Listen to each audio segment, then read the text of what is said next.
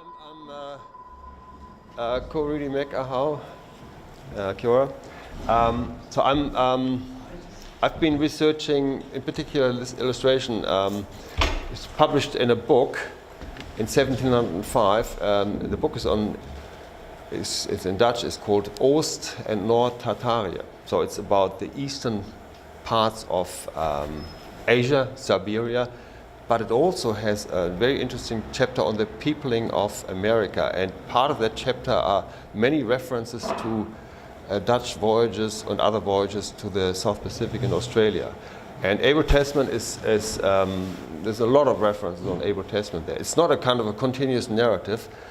It's a funny way the book is organized. It says, oh, let's just look at the people in the south and the southern islands, and it says at 1 degree below the equator, people are black and have curly hair. At 5 degrees, people look this and that, and at 42 degrees, then he describes Tasmania, and on the other side, it describes people in New Zealand. So there's little pieces of information that you have to extract from the text. I consider it as a source that is also based on original material, and some of the information that are published in this book in 1705 are not part of the SAC, the official journal which has Tasman's signature, or the other documents we have. There's really not much that contradicts what is known about the voyage, and, for example, what is known about Golden Bay. But there's a lot of additional information, and a lot of the additional information in this book from 1705 is in the illustrations. And this is the illustration of Waianui Bay. It's quite specifically Waianui Bay. This is my interpretation. And what caught my eye is it's a very fine engraving. You probably won't even see the details, but I've just because I know Rudy, to explain to people, you think that Vitsin, through his connections and his ancestry, had access to Abel Tasman's original. So Vitsin was a very, quite a famous, important, politically powerful person in the Netherlands in the late 17th, early 18th, late 17th, early 18th century, yes. He came from a very well-connected, rich family, and they were all, his father was involved, and other relatives were involved in the VOC, the Dutch East Indies Company. And so Vitsin himself was, I guess, a leading person in the Dutch East Indies Company. So, of course, he had access to their archives. And he was also burgomaster of Amsterdam. He was elected 17 times. It's not an election like we have nowadays. It's just the rich people voted. But he was one of the leading politicians in Amsterdam in international trade. He also, apart from his political interests, his commercial interests and role, he was also very, very interested in voyaging, finding out what's out there, what is especially in the South Pacific, South America. So he was, for example, he was the one who promoted promoted the voyage of Willem de Vlamingh to the west coast of Australia.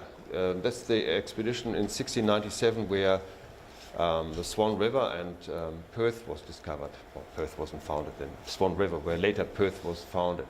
And that's a very famous expedition. And it was sent there to recover 2 shipwrecks, or recover whatever goods or people were left from those shipwrecks. But it also had a strong scientific aspect, so he wanted people to go out there and record plants and animals, etc., etc. So, commercial interest. He was commercially involved, politically involved, and he also had a strong interest in science. And he published this book, and the book Oost- en Noord-Tartarië was published in 1692, but he never published the book for sale in shops. He had them printed. He was very financially very well off. He had very expensive drawings made and engraved, and so the first few copies, there's only like 3 now from 1692. One is one he gave to the Tsar of Russia because his family was connected with the Tsar of Russia, Peter the Great. So it just shows you what kind of calligraph person he was. And then in 1705 he printed more copies, but he only had them printed at home, and occasionally he had them bound and gave them to a good friend. They never appeared in bookshops. Later on in 1785, the printing plates were still surviving, and a publisher in Amsterdam in 1785 brought the books out again, but slightly different illustrations, etc. But so that's just the background about the book. So in his book,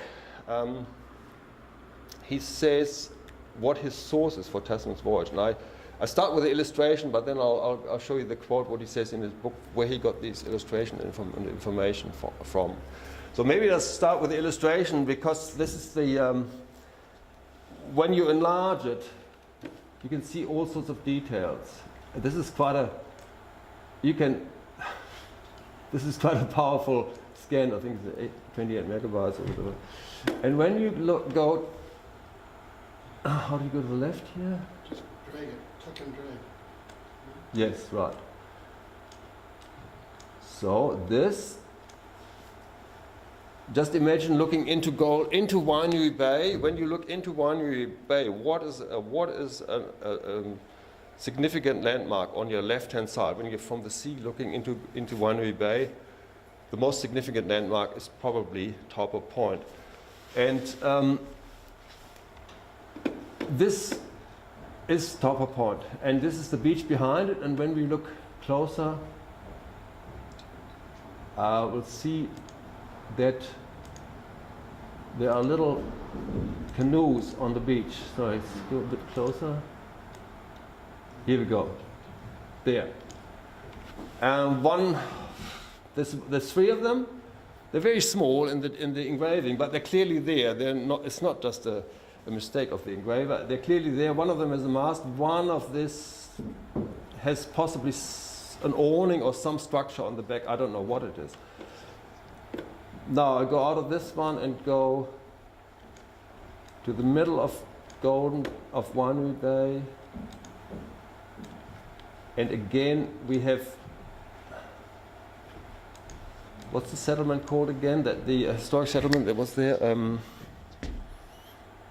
I forgot the name. There was in the center of Golden Bay when you look from the sea on the right hand side, there was. Winery Bay, yes. There was a settlement here that's known from archaeology, and again we have a little vessel there on the shore. It's not very significant. It's just very faint from the distance. When we go to the right, this is an area that is possibly, yes, one of the most interesting ones, because here we have little vessels on the shore, which are Maori canoes, and then we have this vessel here. And what is this? So it has a flat stern. It seems to have a rudder. It has a rig that is definitely not Polynesian. It's got an upright mast. It's got a split rig. It's not a Polynesian rig. It's not a Maori rig that we know of, unless they did have a rig that is only preserved in this one illustration. We have to assume that this is a Dutch boat. Showing this Dutch boat so close to the shore, my interpretation is that they almost landed or were just about to land. And I've got now, when you look further to the right, there's another one vessel even with people showing there. Okay, so this is the illustration that my research started from, and I'll try to find out.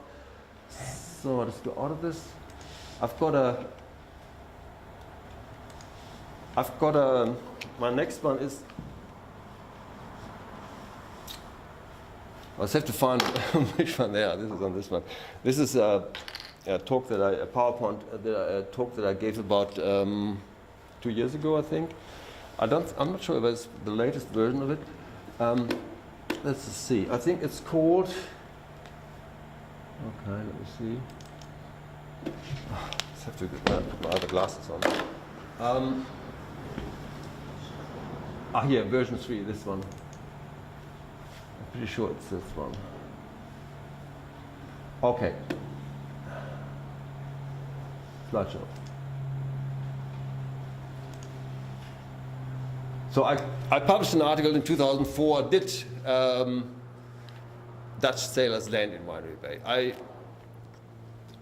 My conclusion at the end was, wow. It's basically, I put it out as a question. I'm not able to say yes. And if you want to make up your own mind, you can say possibly they landed and put one foot on the shore, maybe not.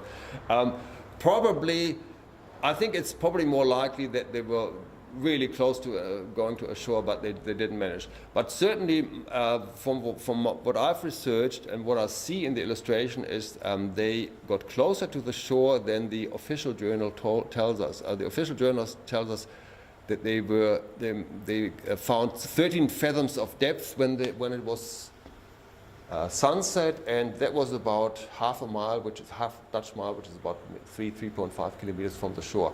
So in the official, if we just read the official journal, it says, well, they never got closer than 3.5 kilometers from the shore. With that illustration, I've got a different opinion. Okay, so this is, I will go through some of these quicker because they're probably quite familiar. This is from an illustration from 1726. This is not in this exhibition here. This is more the traditional view of what happened. I mean, we could argue about the exact positions of the anchorage here, but basically the ships came in on the morning of the 18th, and in the morning the ship's council resolved that they would put two boats to the shore, and the purpose was to find an anchorage and to find a watering place. So anchorage, okay, you can just potter around here, find a good anchorage. Watering place, well, you can't do that from 3 kilometers, you have to go closer. So their job was pretty much clear. They had to look for a watering place. So the traditional view is that the boats were sent off when the ships were about here, and they looked for an anchorage, and maybe it was here, maybe it was somewhere in the vicinity here where it was 13 fathoms. And then the ships came to an anchor and the boats went back. So these are the landmarks: Winery Bay, Harbour Point, Winery Bay. Oh, the settlement in the middle of Winery Bay is Takapo. That's the landmark. And this is Abel Tasman Point and the Tartar Islands. Okay. Is there some way you could, everything that shows up could be enlarged? No, I don't have, for this slide I can't. But you can come closer. Stand up and have a look. Yep. Yeah. This slide will come up again. So I'll just carry on. Okay. So this is the illustration that we all know a lot about. It is, you can see it over here. It shows, it has a coastal view, and most people have been struggling to make sense on to identify any coastal landmarks here. I think we can see it's a bay, and we can see that within the bays there are smaller inlets or smaller bays, so we can see that. But all the headlands here, we don't have headlands like that. This is more like a view from several kilometers away, where you can't show any good details. Now, this is the illustration again. And my theory is that on the morning after lunch on the 18th of December, so the skirmish, the little battle on the sea, happened on the 19th. The exploration to find an anchorage, water place on the day before. The two boats who were sent out recorded this landscape, this coastal landscape on the afternoon of the 18th. They had about 10 hours time. They left after lunch, doesn't say exactly how much after lunch. Sunset was about 9 o'clock, so they could have had 7, 8 hours, 9 hours possibly. They actually arrived on the boat 1 hour after sunset, so it might have been even 10 o'clock. They could have even had up to 10 hours. And you could, whether you sailed or rowed, you could explore a lot. I mean, speed of a rowing boat would be at least 3 kilometers an hour, I would think. So the two illustrations compared. So this one is a composite picture which shows events that happened over the period that they stayed in Golden Bay. Now, it's quite obvious that the canoe here is, there must have been a sketch, an original drawing. So there was the big picture, the landscape, the coastal landscape, then the battle scene, and then the Dutch sailing out. And this one is like 50 times the size of the rest of the boat, so it's obvious that this comes from a separate sketch and was later put in. So this image uses the same sketch, but a different landscape. This one here wants to show the whole event, whereas this Vitsin was mainly interested in the people. He wasn't so much interested in the Dutch activity. So Vitsin wasn't interested in what the Dutch did. He didn't want to put it in his illustrations. He only used the sketch of the boat and the sketch of the landscape. And that's the one that I think was explored on the 18th of December, when they were much closer to the shore. So this, from my point of view, seems incredibly short in print. I don't know how they would move. This seems more likely. The space between rowers, I mean, they would constantly bump into each other on the top one. It seems to be too compressed, too short, and this one is more in proportion. It's also the issue of anatomy. This head, for example, is very big, and this could be just the quality of the person who copied it. We don't know. Now, perspective. This one might be from, whatever, 45, 60 degrees angle down. This one is more from the same level. So this one makes me think it was drawn from a boat that was there and on the ground, whereas this one is more an imagined view. They could have kind of possibly put up a balloon and seen it like that. It is an imagined view. It is. They saw the coastline and then they tried to make it easier for the person who looked at the illustration to imagine what the whole thing looked like a map. So I've found that the Vitsin illustration has recognizable features, whereas in the SAM or SAC, the State Archives copy illustration, it's not really recognizable.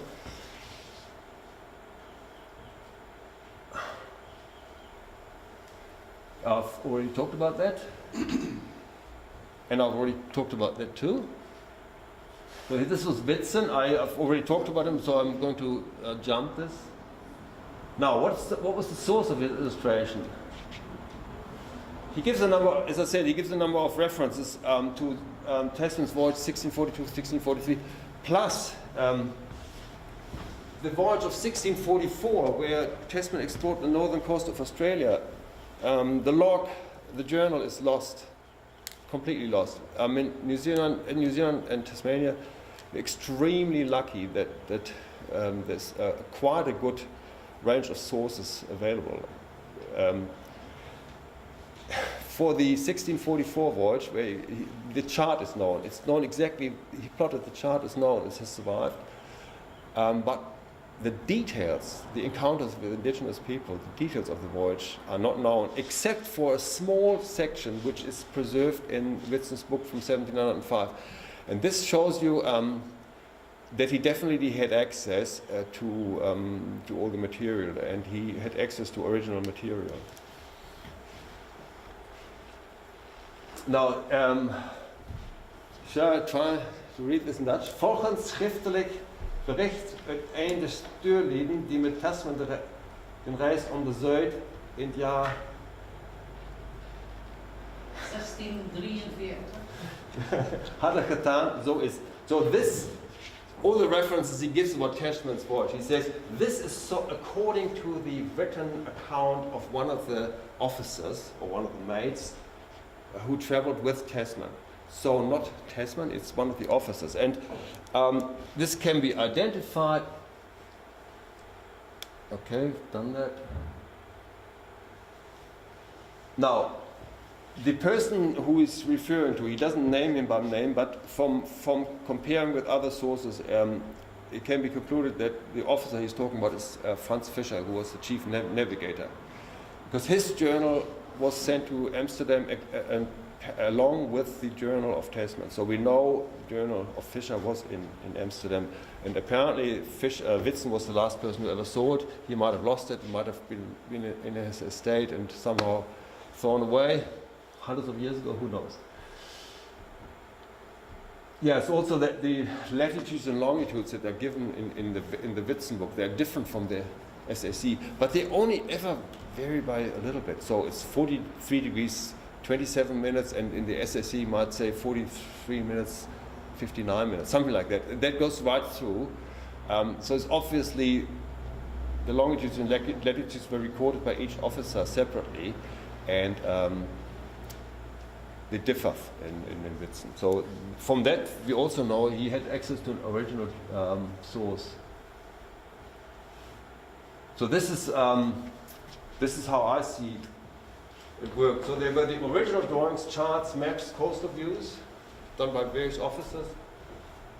Then we have the Heutekopper manuscript, the States Archives manuscript or copy, the block fragment, and I rate the references to Tasman's voyage, which are in Vitsin's book, also as coming directly from original material. So it's not copy of a copy or copy of a copy of a copy. Also comes from our original material. That's why I'm working on a translation, and I have done the translation, but I want to be very careful to translate from 17th century Dutch into modern English, and I'm consulting with somebody from the Scheepvaartmuseum in Amsterdam, and also with Wiebeke Rupa, who's published a number of books in modern versions of Dutch voyages. I want to get the translation right. I just don't want to put out something that's kind of only half-baked. Like, there's a lot of issues with the translation which was published by Andrew Sharp. It's not always correct. Some you really have to double check if you want to be careful in certain points. So I would like to get it done properly. So now, how am I going with time? 15 minutes, probably, yeah. Okay. So what's this about? Why is that here? Oh, you just Okay. So this is what the official journal records. For every time they landed in Tasmania, they landed twice. In Tonga, they landed several times. They attempted landing in the Three Kings Islands. Every time a landing or attempted landing was done, it was recorded. It's usually like 100, 200, 300 words in the journal. Curiously, for the 18th of December, what the boats that went to the shore to find an anchorage and water place only basically recorded. They reported that they had found no less than 13 fathoms water, and that when the sun sank behind the high line, they were still about half a mile from shore. So, okay, let's go back. They went out there 7, 8, 9, possibly even 10 hours. That's all they recorded. I think it's a bit thin. And I think the picture, the image in Vitsin, which shows details on the coastline, Taupo Point, Abel Tasman Point, tells a picture that is missing in the journal. I'm not saying, I don't want to even speculate why it's missing. there's people here who have published books or published somewhere. You understand when you submit a draft or a manuscript or whatever to an editor, or mistakes get made, things miss out, and things get changed, and it's not whether this was deliberately left out. It's just one interpretation. It's just in part of the editorial process. It was somehow left out. I think this, would have been nice to have it, but it's not there in the text. So here again, illustration of Taupo Point, and then I've got a comparison. This is Takapo on the right. He's also canoe. This is Abel Tasman Point. I've already talked about that. So this is just a comparison. This is from Hoving's book. It's not quite the right boat. It just shows the rig, the type of rig. It could have been used a split rig. This is my interpretation of some of the landmarks. I know we probably have a gentleman here in the front row who might disagree with me. But I think I can clearly see Guaro here, Burial Point. This interpretation of Motu Island is, I've changed my mind. I think it's a hill far in the background of the ranges. It's not one of the islands there. Good. Now, so this is a photo that I did from sea, from I don't know what 200 meters away, from Taupo Point. So this is the detail of the Vitsin illustration. This is illustration from 1844. And you see Waka pulled up here, same place as here. This is the situation from sea. I've got better photos. I don't think I've got better photos on some of these. I could, if we have time at the end, I could show them to you. Well, this is a slightly better one. Yes, okay, now. This is a photo that I took, I think, in 2002 or 2004. And this is done at high tide, okay? So there is no foot, whereas this one has a foot at the bottom. This is done at low tide. Okay, it's there. Interesting enough, you wouldn't believe how easy it is to find out what the tides, when high tides and low tides were in the last, 2,000 years. One email to Neva, 5 minutes, asking, would you possibly be able to calculate what the tides were doing on the 18th of December, 1642? Yeah, sure. 5 minutes later, low tide was 1:52 p.m. Sorry, 12:52 p.m. So it would have been just about the time when the boats were going towards Taupo Point. So that fits in. I don't say it's a proof, but it would fit into the picture, okay? Because only at low tide can you see this. Okay, this is just some. I've gone over my time. So this is just a series of images of Abel Tasman Point. Oh, wait a minute. Okay, so I just want to see whether I can find this. So I'm going closer to Abel Tasman Point.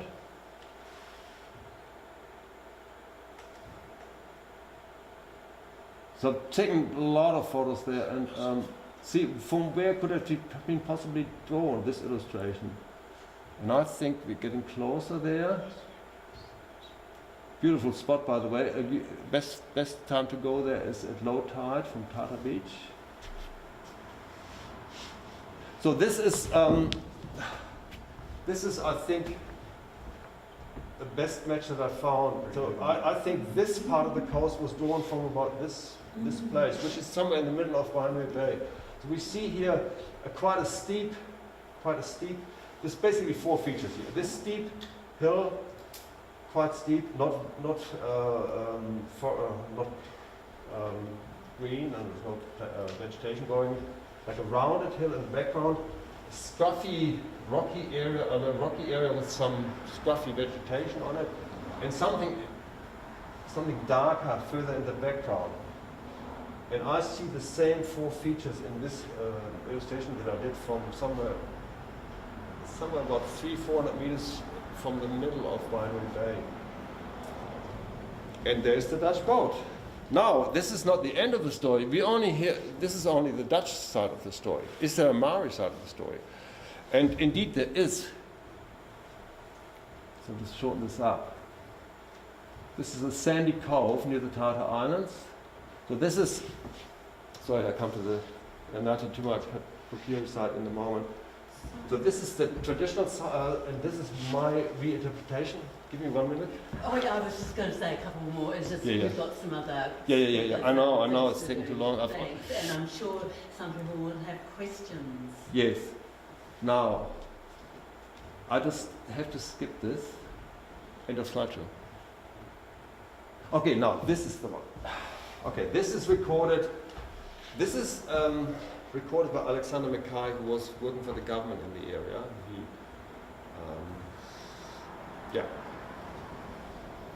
Before closing the history of the Ngāti Tumatakukiri, it may as well be mentioned that it was a few of this tribe who took Tasman's boat's crew on his visit to Taitapu, from which circumstance he gave it the name of Massacre or Murderous Bay. A sandy cove within about half a mile from the Tata Islands is the locality pointed out as having been the scene of this unfortunate meeting between European and Maori races. Now, half a mile? A sandy cove within half a mile, there's only this one. There's only this, there's no other, everything else is rocky or is too far away. Tata Beach is about 2.5 kilometers away. So my view is, if we have the combination of the Vitsin illustration with the boat, the Dutch boat, so close to the shore, and we have this record, my interpretation is that the Dutch were very close to landing at Abel Tasman Point. Slightly different story from what's told in the official journal, but from my point of view, it does not contradict whatever the other sources say. It doesn't contradict, it adds something new to it. So this is what my interpretation is. I could tell you about other things I've done in Tonga, which also I've been to Tonga twice and working on something to publish on Tonga, Tasman in Tonga.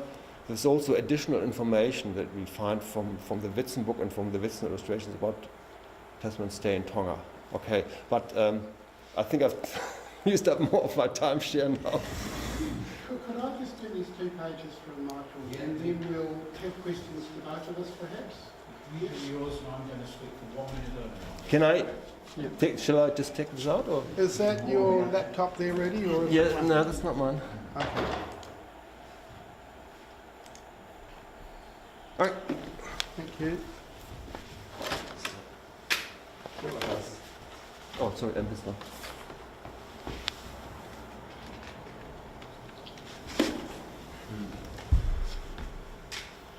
While you're doing that, maybe there's some questions. Yep. Could it not be just artistic license?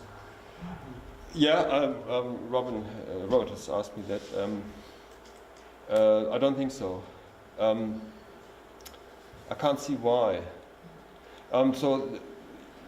When you assess an illustration as a historical resource, you look at, well, is the author reliable? What is the purpose of the publication? What is the source of the publication? Is it a copy of a copy? How closely is it related to the event or to an original? So we know that Vitsin was interested in science. He wasn't even interested in selling the book. He wanted to write something that was, basically scientifically based, and he didn't want to have embellishments in it. That's how I see. He had very good source material.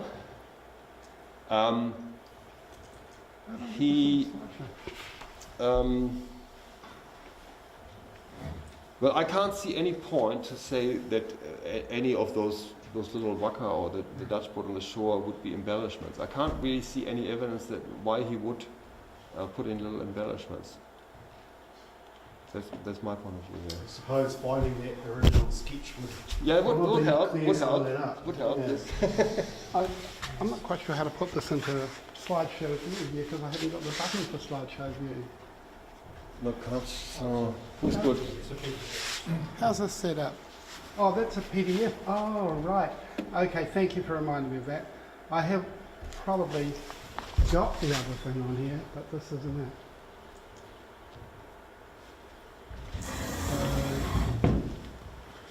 Have a look.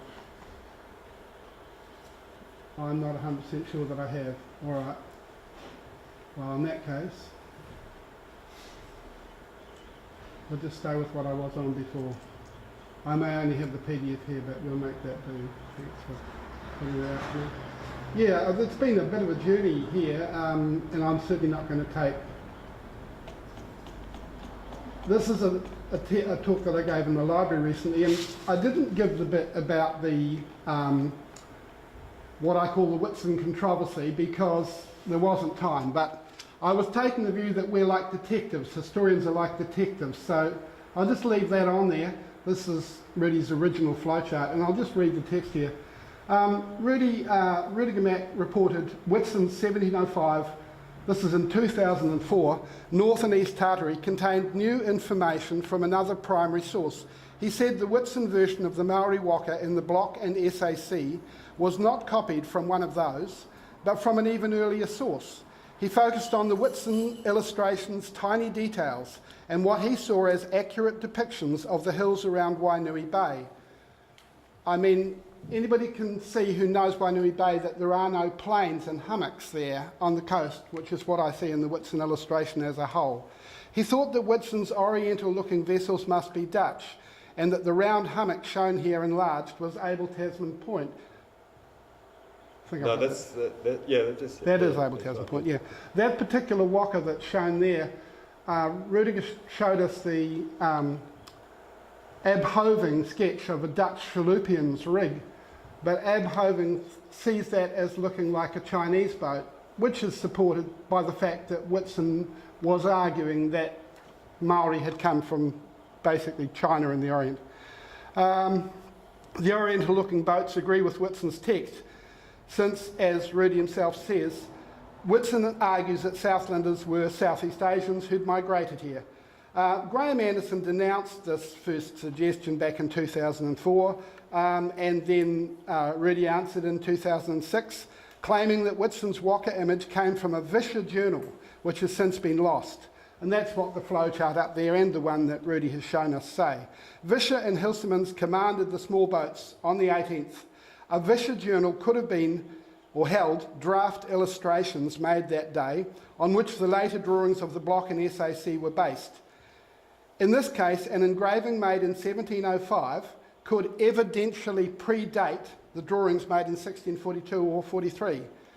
To me, the coastal details and distant native craft are fanciful embellishments, artist's license if you like, and I see Woodson's waka as derived through SAC from block. Patricia R. Pilper-Wallace, an art historian, and Dave Horry and myself have written a paper in response to Rudy's paper, pointing out that there were major changes in art style and the sort of things that you see in what Rudy showed us, what he saw as bad drawing in the earlier illustrations is just really a change of style. Like by the time you got into the 18th century, people wanted much prettier pictures. I'll just cruise so that we can see this, get past this. Sorry about this. The Vitsin book was not published to supply the public with pretty images. Okay, okay, but I just wanted to point out. It was a scientific book. I didn't. Okay, so here's the two illustration sources. One is called the block, that's the one at the top, and the one below is called the SAC. Rudy only addresses the SAC as far as I'm concerned, but a man called Roger Collins argues the block came first. These are the type of, these are our sources, I should get back. Mac also found some interesting tidbits in the Whitson text. I mean, what I'm saying is clearly the three waka, the one in block, the one in SAC, and the one in the Whitson, are all the same odd-looking waka with the steersman at the wrong end. But there are changes. And yeah, what I wanted to show you here is there is a fifth paddler on the far side of the waka in the block. And you can see his head up there, just to the right, like, yeah. This is the head of the fifth paddler, and he's standing here. It's pretty obvious to me that when they moved this guy down to make room for the captions, They actually move him down so he's standing in the boat, and they simply take this man out. The man whose shoulder and head you see here. Who You can see the builder's crack as well. Sorry? You can see the builder's crack as well. Yeah. The bum. Yeah, you see the bum crack. Yeah, thanks for that. Yeah. So, like, I don't think that it's a very good argument that this one came first, because if you put a paddler in where there should be a paddler, and then he's been taken out later on to make for a tidier picture, really, it's pretty obvious this one is the second one. And there was something else there that I was just going to quickly zoom down to. Shouldn't be far away. Yeah, here. My attempts to find landscape forms. This photograph is from the anchorage.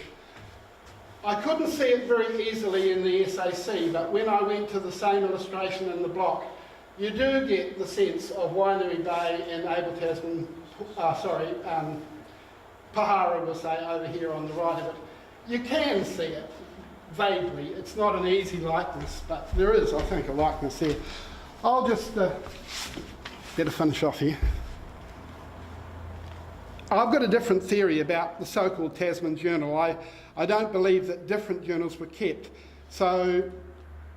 But Rudy found these interesting tidbits in the Woodson text. It said that 3 Dutch were killed, not 4, which confirms what the sailor said. And also, the SAC and Haidekaupa only tell us that 11 waka swarming with people put out to intercept the Dutch, but Woodson says that each waka held 30 men. That's 330 in just half the observed fleet.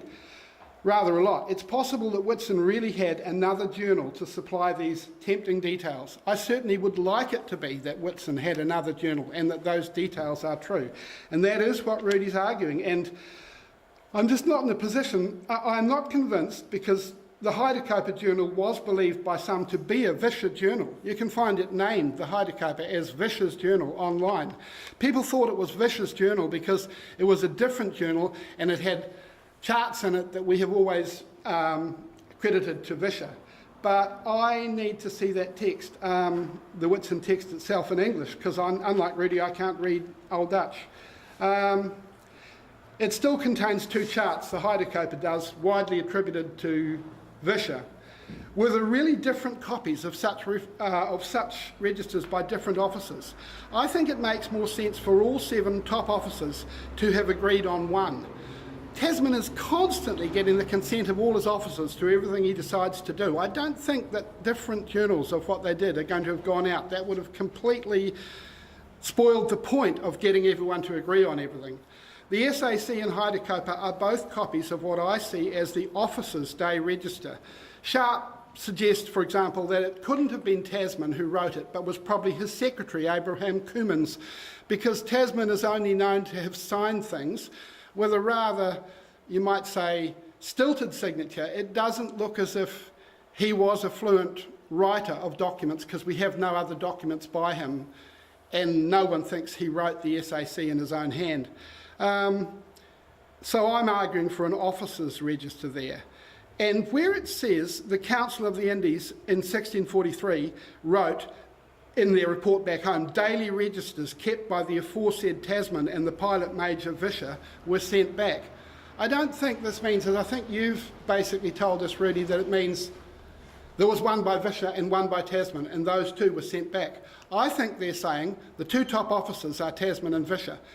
The day registers, which were duplicates that were sent back, the SAC is the one survivor of those illustrated day registers sent back in 1643, had indeed been kept by the aforementioned Visha and Tasman. That's my take on that. I don't think of different journals there at all. Sharp argues Tasman's signature on SAC was an endorsement only, and I think it's likely anything he so endorsed would be supported by all his ship's councillors. It's clear from various entries that he went out of his way to get their full support. Woodson had access to an illustrated journal, obviously, such as SAC. Perhaps he borrowed that for his engraver, but possessed another version of his own. That could have been a less embellished copy like the Haidekaupa, and it could have once belonged to Visha and contained additional material from him. In other words, I'm saying Woodson could have got hold of a journal that had indeed been Visha's, but I think it would have been effectively the same journal. And indeed, it doesn't seem, from what I've learned from Diedrich Wilderman and Rudy here, that the Woodson text contains very much different information at all, only a few very minor things. Additional, more additional, it's nothing that much that is controversial, it's additional. Yeah, right. But Rudy and Dedrick both seem to indicate the bulk of Woodson's text as it relates to Murderers Bay reflects the information we already have. There seems to be no English version yet of North and East Tartary. Until I read one for myself, I can't decide if minor variations to the journal text we have really indicate it's partly based on something different. That would be what I would expect if Vischer had written a separate journal. I would expect large chunks of new information in there, and I'm not convinced we've got enough to justify it. The tiny differences that we have, the few tiny differences, could easily be, dare I say, fanciful embellishments, like the way I see the oriental-looking boats in the background, the tiny background. Our primary sources are the words and pictures of explorers who were here in 1642. We can compare them with objective seeming things like photos, since the shapes of hills don't change much over centuries. Rudy and I both do this, but photos may be less objective than we like to think. If you've got a particular picture, a rather crude ink drawing from a long time ago, and you go looking for something in Wainui Bay that can match that, you'll find it. It's not that hard. What's much, much harder is to take a whole coastal elevation, like a whole drawing, and get that to match up to the land. And they very seldom do, in my experience, not very well. I won't get onto that subject. Sometimes additional secondary evidence helps clarify what is and isn't primary. I just think I need to go back, but sorry, I should be able to do this quicker, shouldn't I? I wanted to go to this picture here, a bit further back. Sorry that I don't have a faster way of doing it. Should be there now. That's the one. So here is the block at the top on the right, the State Archives copy on the right below, and you can see the Woodson engraving that's been taken from the State Archives copy and the Valentine engraving that's been taken from the block. Because, well, the head feathers missing in Woodson are one obvious example of this. The head feathers are mentioned in the text. So we think they were wearing head feathers, but for some reason, well, I think I know the reason. You look at that man on the right at the bottom, there's no room for his feather. The captions came right down there, and having taken his feather off, I think they just took the others off too for the sake of... Because SAC is not an original, it's definitely a finished version of a draft version that was, as Rudy says, made up of other illustrations. Anyway, the waka of the block and SAC Murderers Bay views both have one standing man. In block, he stands above and on the top strakes, where a leader or kai arahi might stand. In SAC, he's been moved down, making his feet invisible. Perhaps this was to make room for the relocated captions, which in SAC appear above his head.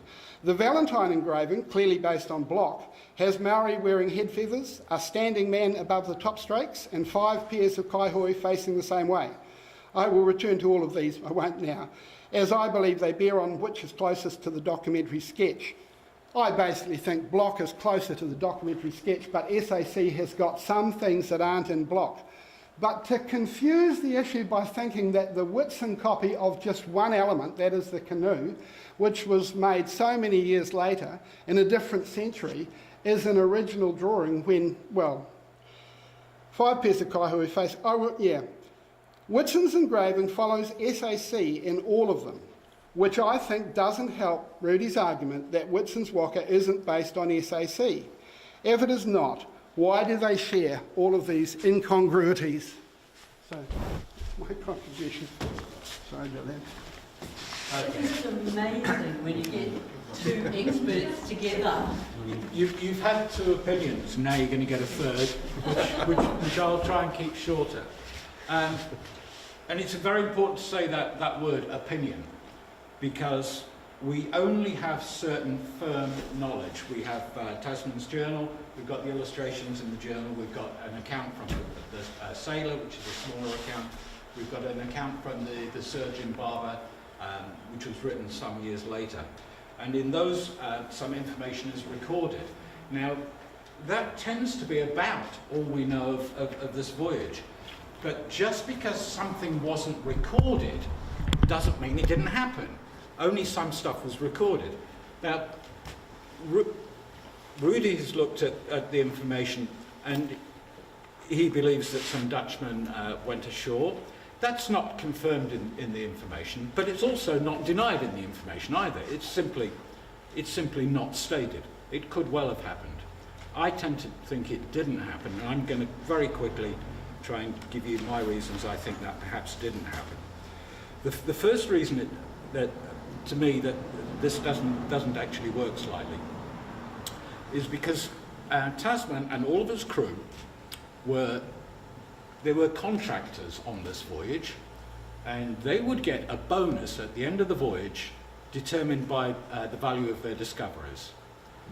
If Tasman had been able to claim that one of his men set foot on New Zealand soil, and therefore Holland had some sort of right to claim it, he would have recorded that in his journal. That was a really important thing that he would have recorded, and he didn't record that. Now, just picking up some of the details that Rudy mentioned, Rudy spoke about how long they had. They had lots of time to explore. So they were in the boat for 10 hours? Maximum, yeah. 10 hours, and how fast was a rowboat moving? Well, it's not a rowboat, is it? It's a praughty, and we know it was paddled or sailed. So how fast? Well, if it was being paddled, I would hate to have to paddle it from the northeast corner of Farewell Spit to Wainui Bay in the course of an afternoon. That would leave me shredded. I don't know if it could be done. The point is that the boats went into the water somewhere this side of Farewell Spit, but about 20 kilometres away from the place that we're talking about. That's a long way to row in a day, a long Paddle way in a day. to paddle in a day. Well, in the Protean anyway. I noted the low tide, 12:52. They could not possibly have reached that point in that time paddling. Obviously. Within a 2-hour period. To the other point is in Tasmania and Tonga, when you look at the distances they rowed or paddled, they are comparable. They're often 20 kilometers in a day and plus 30 kilometers in a day. You look at what the journal says about the landings in Tasmania and Tonga. Yeah, 30 kilometers is not an issue for boats. We set out in the morning and then coming back at night. You know, Graham Anderson's main response originally was, why did they Dutch think that Maori were wanting to make friends? Why did they pass a resolution on the 19th stating that they thought these people wanted to be friends if they'd had argy-bargy with Maori the earlier day, which you had suggested in one of your papers? And I think that is really highly important. The idea of any sort of dangerous contact involving Maori, your suggestion now seems to be that they were sort of perhaps frightened off. Had they been frightened off by anybody, they're unlikely to have passed that resolution the next day saying that they think these people want to be friends. I'm going to move on to my next point. Yeah. My next point was, you spoke about how close they were to land, half a mile. That's half a Dutch mile, so that's nearly 4 kilometres. They were nearly the closest point that they reached was nearly 4 kilometres from the beach. It wasn't right next to the beach. The last point I'd like to make is something Robert did mention, but it was only mentioned very quickly. The waka in the Woodson drawing and this drawing are remarkably similar, and there's a detail here that is worth pointing out, and we should really call on a waka expert to verify this. We've got one here. We've got one here. Right here. Here's a man here who's built a few. If you look at this picture of this waka, what's wrong with the steersman?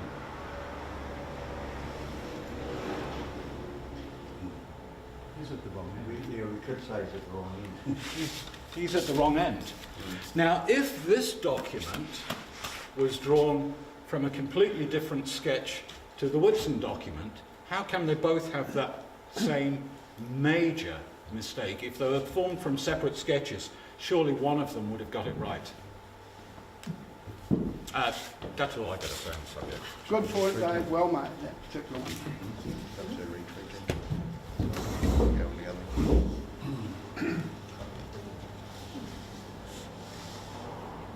Thank you. Insane Robert. To me, it's probably main up your type of group. Patricia Wallace says it's because he was turning around to face the standing man, who was the coyote on the Wafra. It's only the short pedals. But the thing is with double hull, not altogether easy to operate a paddle type steering apparatus from the back to get immediate turning. It's actually could be easier to just strip a paddle and Yeah. the water Yeah. on say you want to turn to starboard. If that man up the front sticks the paddle in the water and locks it there, like at right angles to the current, the wipper's going to come around pretty quick. Yeah. So there's all sorts of tricks in manoeuvring a boat. Could he be an ordinary kaihoe, a fifth kaihoe on this side, who happened to have taken a steering manoeuvre? Is that what you're Yeah, suggesting? he could just been paddler and said, they could have just said, we want to go right. That's another And good straight away he would know if he was addressed, Yeah.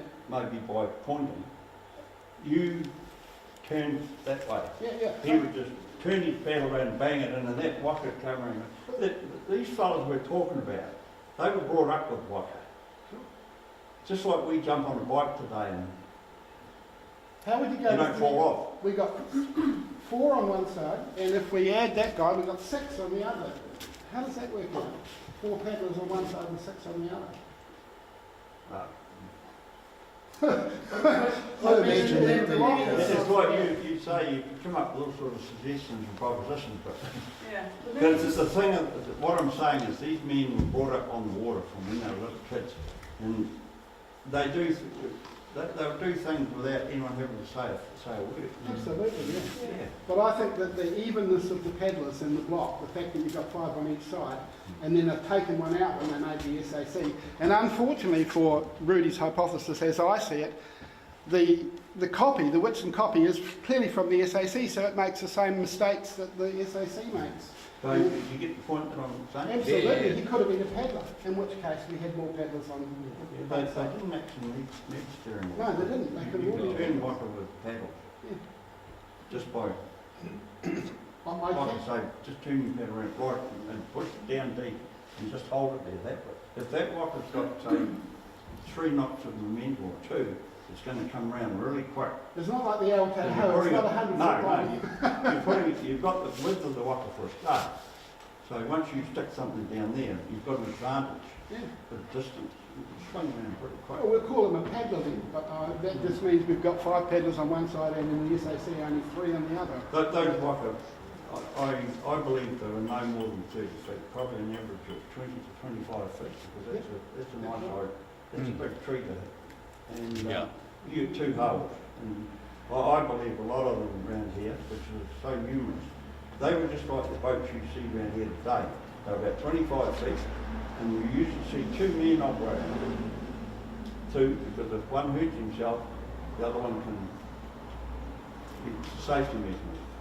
So they always work till 2, and they'd have probably 2 families, 2 lots of children to look after.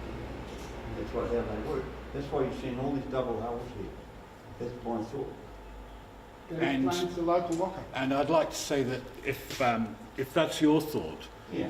then I don't know who better qualified to speak on this we can find. No, Doug has personally built many waka. He built the one that Queen Beatrice. I was raised on the Toratuahika River down at Kaikoura, and when I was about 11, I go and hunt rabbits and I go and sell them and get enough 2 and 6s to go and buy sheet iron and I make canoe out of it with an outrigger on it.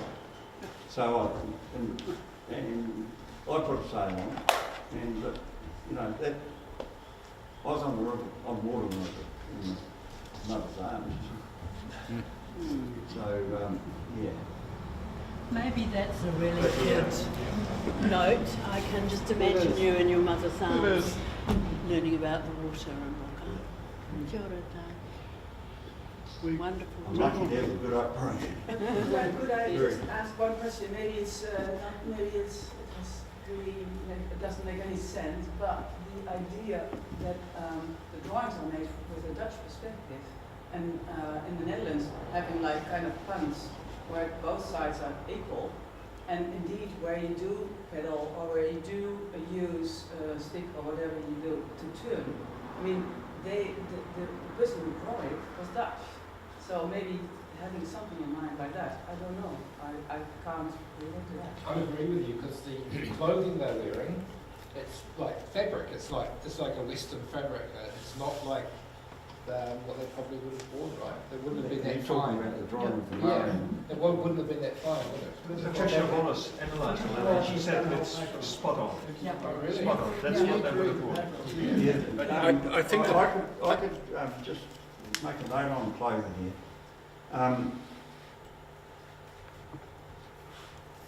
Moana from Moana and Moana, she actually went to Russia and seen the clothing that Bellinghausen took back, and it was thick and it was warm. It was like she picked it up and she marvelled at the softness of it.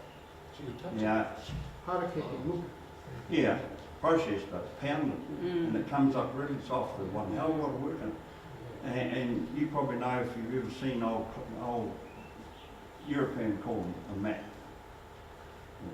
You know, there's Kakahua, Korowai, there's quite a few. There's rain cakes, we've got another name. But once you got south of about Wellington, you had to be able to make your own clothes. And that was one of the disciplines of society. And that is what Bellinghausen took back. And well, if you go to the National Museum, you'll see them again. And that was why clothing was made tapu, because the person that made it, it was an agreement between all the people. It was a lot of work to make one of these clothes, and you had to have that to survive, you know, when the southerly blast came through. And that and the skill of making shelters was the two key elements to survive in southern latitudes of New Zealand. You had to know how to make a bed, and the bed was just like a pig's nest. You had to get as much dry matter as you could around you when a southerly hit. And that's what a lot of mountaineers, people go walking up the Taurus, they get caught up there. They don't know how to grab a whole lot of matter that's reasonably dry and get inside it, just like a wild pig's nest. That's how you can survive. So that's just a few issues, you know, that I can contribute, that I've given quite a lot of thought to. Indeed. Good. That's wonderful. Just returning to your point, Agnes, because you didn't get an answer on it, I think it's very important to remember that the person who made the original sketches on the ground, on the scene here in Golden Bay, is not the person that drew this, nor is it the person that drew the Woodson drawing. They were later redrafted by somebody who will have had their own little touch in it. Yeah. I will add that clothing, it has got a name, a Maori name. It's like a poncho, and that's what they used to wear because it's, well, just figure it out for yourself. It's like a singlet. They used to do it up here, and that's when you could work, you could keep warm. Yeah. She called her paper towards the discovery of a 17th century style. It had to be designed. It was like a singlet, and they did it up around here, and you could paddle, you could move about freely, and still retain heat. That's what they were like. And if that was done by Gilsmans, then he must have been really close. If it's so accurate, if it's so spot on, then Gilsmans was on the A waka 18th. with 13 men came on the morning of the 19th to within half a stone's throw and sat there. So that's pretty close to the 12 that we've got in block. I also wanted to add though about your saying they come from the Netherlands. Probably all these artists, well, we know they came from Batavia and Jakarta. And many of them had probably been there for quite a while, watching the native craft being used, being paddled. So I think they would have had, you might say, a schematic drawing range that covered paddlecraft. And let's face it, they had one on their own, the one that we played with yesterday morning that we built. It's confirmed by Dedrick and all the captions and everything else. It was paddled. They're described as paddlers. It was called the Ploutian, little canoe. The Dutch had bought a canoe. So they did know about canoes because they were evidently using one. Like, if that's sort of an accurate copy of the original drawing, then probably the artist that did the original sketch was, I would say, possibly a sort of naive artist, not necessarily, I mean, because the waka is notably sort of stunted and kind of, you know, and they've sort of copied that again and again, even though it's been sort of, you know, kind of finessed. But yeah, I mean, I think you'd probably agree that that is not actually the proportions of a waka, right? You're right. It's interesting too with making an engraving to print from, which is the Woodson drawing. It's someone sitting with a metal plate, drawing up, copying it back to front, because you did in reverse to create the positive image. But even given that, I mean, it is quite remarkably well preserved down to the sort of feathers and so on and so forth. So yeah, whoever it was that did that was obviously getting a good look, not from a distance. Well, as I said, I mean, we're extremely lucky that there is so much material. We are. So many illustrations. We are lucky. Many voyages have literally nothing, just a few fragments. And to have the block as well, it's the last survivor. It's numbered 21. There were evidently a whole lot of other illustrations, and just the Golden Bay one has survived, which makes me feel lucky. Yeah, I mean, I think that written record is remarkable for a first encounter in as early as 1642. And I guess it's a sort of tribute to the Dutch and their record keeping. And I mean, how many copies were made of the journal? 5? It's suggested as many as 7. Patricia thinks it could have been 7. So they made sure that the bosses back in Amsterdam had the reports they needed. And I mean, there would have been 5 other provinces, evidently, as Patricia says it. Yes, of course. All got their own. Because it was not one country then. Anyway, what fun! Maybe it's time for you to embark on your 3rd voyage. My shameless plug. Yes. I'm going to tell you about a book that I've written. This book was completed for this weekend. The book was 4 years in the making, and it's called 2 Voyages.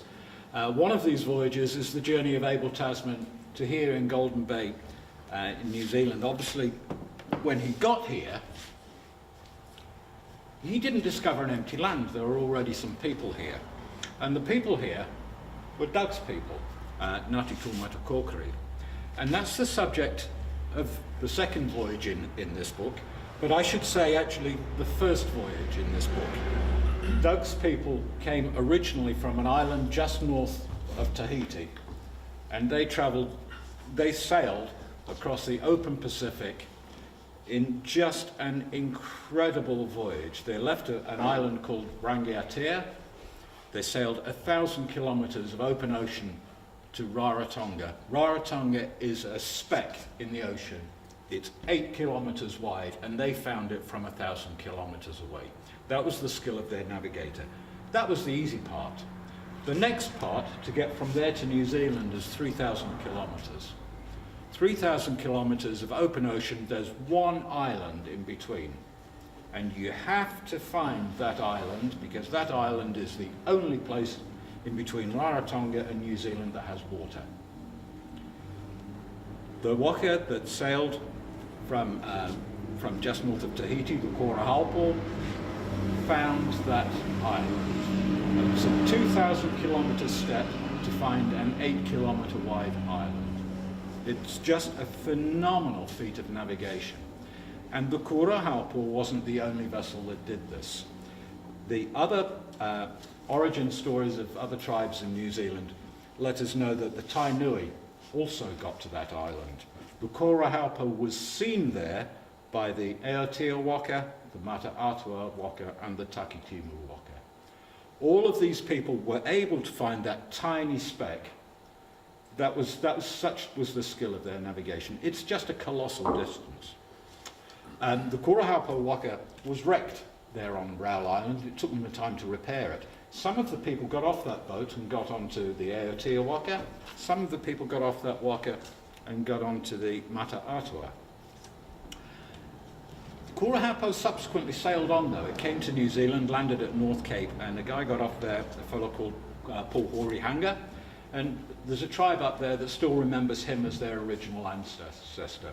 That's the Ngāti The people that got off the Mata Atua and the Aotea all remember in their origin stories their own journey on those vessels and seeing the Kurahalpo, the waka that was broken at sea on Raoul Island. That story is remembered in independent places, completely geographically independently around the country. From there, from North Cape, they sailed down the coast to a place called Mahia, and another fellow got off there, Porto, and 6 generations after him, a baby girl was born, Rongamai Wahine. The Rongamai Wahine people are still there to this very day, just like the Ngāti Kōrē are still in the far north to this day. The boat was sailed on from there by somebody called Whatonga, and he brought the boat to Haratonga, we now call that Hastings, and there they settled. They crashed the boat again, and this time they didn't repair it again. So they stopped their voyaging at that point. Whatonga had 3 sons. One of them was Tara. We know this name from Te Whanganui a Tara, the harbour of Wellington. That was named after Whatonga's first son. Whatonga's second son was Tautoki. He had a very famous son himself called Rangitani, and the whole Rangitani people are descended from that son. The third son was called Tumata Kokiri, and he was born in Hastings on the east coast of the North Island. He took a group of people and he carried them, he led them to Taupo, the great inland sea, and from there they went down the Whanganui River to the coast, and they went down the Whanganui River almost certainly in boats. They would have made themselves new boats to get down that river. When they reached the sea, they sailed across to Arapawa Island, and from there, in a couple of steps, ended up here in Golden Bay, and a couple of 100 years later, 2 Dutch ships pop up over the horizon. There you go. That's my point. So now, any questions from the floor on any subject at all, and we'll do our best at guessing. Yeah. Well, I'd like to know, is it a myth then that the Māori were here first? There's a lot of mischief and a lot of myth about that. It's sort of described like the Māori were a different race of people. Forget that. That's rubbish. The whole of society was organised in tribes. The Moriori, the Maroiwi, there are lots of similar names around an older tribe, but this wasn't a nation of people. This was a family that had some kids and had another family over here. There are a few sprinklings of people scattered around the country, and they were Moriori. But they were really no different to any of the other tribes. So they all arrived together then, basically? Yeah, they arrived in dribs and drabs, and then there was a large migration that the Kōrāhalko came with. Dave, your chart shows what Maui Solomon says happened. The Moriori claim that they found the Chathams themselves and came to New Zealand. That's not what Michael King says. He says, no, they went from the East Coast to the Chathams. But there are good reasons why Moriori would prefer to have found it for themselves, because they get to be tangata whenua in the right way then. And your chart shows that. It shows a line from East Polynesia to the Chathams. So one of the voyaging and settlement waka that did come to New Zealand actually came via the Chathams to New Zealand. So that's not, you don't think those are the settlers? You don't think that line is there? Yeah, people jumped off at every island they went to. In which case Moriori, if you believe the modern Moriori, they got there on their own steam from Hawaii zone. Paddle power or something. Oh, not steam. Oh, yes. So in my book, I talk about why these 2 voyages were made. What were the reasons behind? What was the driver behind Tasman's voyage? And that one was entirely commercial. This was a commercial venture. The VOC, the Dutch East India Company, were making an absolute killing taking spices from Indonesia back to Europe. Now, as an example, there was one trip that Tasman did taking spices back to Amsterdam, and when they unloaded and sold the goods back there. The cargo was sold for 23 million guilders in 1640. Now, I've got no idea what a guilder was worth in 1640, but 23 million of them has to be a lot of money, doesn't it? Tasman's annual salary was 80 guilders. There you go. So that was the value of the cargo. And the Dutch East India Company wanted to find more places to do more trade with. That's why they were sniffing around this part of the world. There was supposed to be a huge continent down here in the southern Pacific that was undiscovered. If you look at a map of the world, a globe of the world, any of the old charts, and think about the equator, most of the land's up here. So the general thought was, well, there should be a similar amount of land down here. And even Cook did 3 voyages around the Pacific looking for this stuff. Happens not to be there. But it was supposed to be there, and it's supposed to be full of monsters and demons and silver and gold. Yep, that sounds That's about it. And that's what they're looking for. Now, the whole thing about the monsters is very interesting, because the monsters story comes around through people protecting this valuable spice trade. Arab traders knew where all the spice islands were, and the Dutch, it came out individually, not in an organised company at first, and they kept secrets. And they didn't want anyone else to know where they were getting these spices from. And they would say that those waters over there, they're very dangerous, monsters and giants and very fierce natives, savages are going to eat you. That's where the myth was perpetrated from, people protecting their commercial interests. The people on the Kurahalpo came from a tiny island in the middle of the Pacific, and all of those original migration voyages would generally stem from 3 different things. Overpopulation on the islands. Those islands are tiny, and the amount of space that you can actually grow crops on is tiny, the amount of farmable land.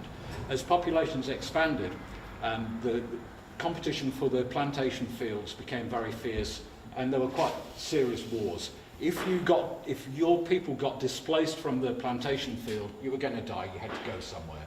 So several of the migration waka were caused by that particular event. The next most likely event was that somebody killed somebody important, and you're going to get killed. So they would pack up their family and they left. The third one that's really quite common is somebody slept with someone else's wife. And sleeping with the wife of a chief was not a good idea, and if you wanted to survive it, you sailed to New Zealand. But you'd have to have your great big waka all ready to go. Yeah. And those of us who have been to see Moana know all about. These are the origin stories that... Well, we saw yesterday, we saw recently that when they went to build the voyaging canoe in Hawaii, they could not find any big enough trees in Hawaii because the environment was too damaged. And they had to get one from the Pacific Northwest coast of America because, hey, sometimes giant trees used to just wash up in Hawaii, and so this was a valued taonga that they were now going to replicate by going to, the Pacific Northwest for their trees. What it raises in my mind, I would have said, Dave, that they went often also, well, this is drawing on Richard Walter's recent paper, Mass Migration, because the story had been going around for a long time that, yes, Kupe found this place, it's pretty cool, and then they've got this Hawaii zone where they're all interacting, and only some of those islands are going to have big trees, like Tahiti may, but people who are coming from those other small islands you described cannot build themselves that giant canoe. They simply don't have the resources. So what you have to have is a Hawaii zone, as is now being proposed, from which all of these people who are in interaction could come. And it's an important part of that recent paper of Richard and others that he's saying when they got here, they were still friends. They were friends when they left the Hawaii zone. They were friends when they got here. The Wairau Bar was the sort of capital for a pan-Maori New Zealand for a while, with these lovely sailing waka like the Anueka, sailing around and visiting relatives. And Richard and the other writers, they reckon that the Wairau Bar may have been a place which people from all over Aotearoa, people who'd recently migrated here from the Hawaii zone, went and had big hui and tangihanga and stuff. Have you picked up this because you're living right next to the place? Yeah, I don't really want to talk too much about it. The size... A lot of there was never any great big... Like our perception of a city you're relying on a natural food source. You couldn't stay in one place too long. You had to farm the whole island. Yeah, you had to look after the whole place. The whole country? Yeah, there's no industrialisation of agriculture, that sort of thing. So it sort of leads us astray. But you had to eat from the earth directly to the mouth. There was no preservation of meat or vegetable. It was about that 100 years, at least 100 years, where they were still eating those giant megafauna. That was a different culture from the Kumara-based culture that came later on. But it's still living off natural Absolutely, products of the land. Yeah. But they seem to have been in touch and sharing that amazing stone, don't they? All around the country, it's just that very good. Currency. You were talking about this zone for Hawaiki. There was very clear, consistent and continuous communication over a huge distance, all the way from Rarotonga to the Society Islands around Tahiti, out to the Marquesas. This was quite clearly a very, very, very well-travelled route. And there's a particularly and utterly pragmatic reason, that one in particular, that this route would be very regularly travelled. We've just heard that people lived in small groups. So if you were a young man, you were related to all of the ladies on your island. So if you wanted to get married, you had to go to another island to find a young lady. And it's one of the reasons that there was so much movement between these islands. And that movement between the islands kept the language very consistent across that band of Rarotonga, Society Islands, Tahiti, out to the Marquesas. The language group then split in two directions. So the people on the Society Islands, they migrated southwards, came down to New Zealand. The people on the Marquesas, they migrated up to Hawaii, and the language in those two is different to the language in Tahiti and New Zealand.